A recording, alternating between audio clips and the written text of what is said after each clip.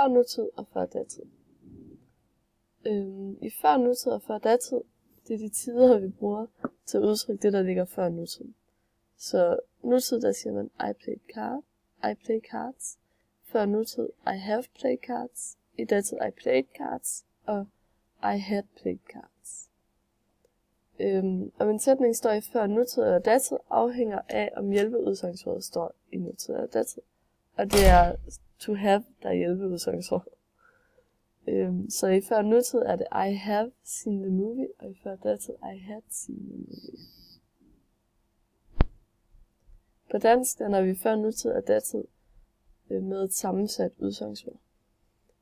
Det sammensat udsagnsord består altid af et hjælpeudsangsord og et kort tillægsform af hovedudsangsord.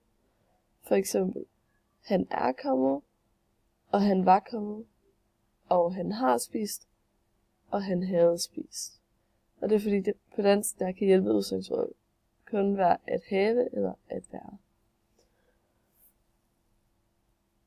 Så er der et par eksempler hernede, der går på at lyve, jeg lyver, jeg løg, jeg har løjet, og jeg er lyvende.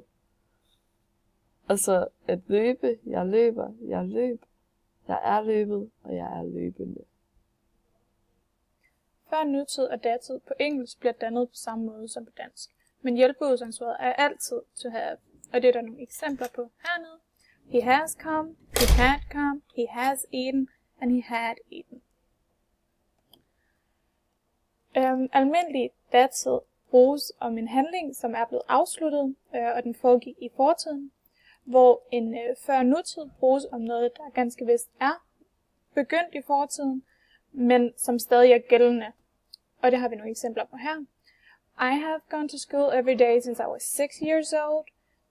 Og det er så implied at and I still do. Og hernede, I did go to school every day before I got a job. Man gik altså i skole, men det er ikke noget, man længere gør.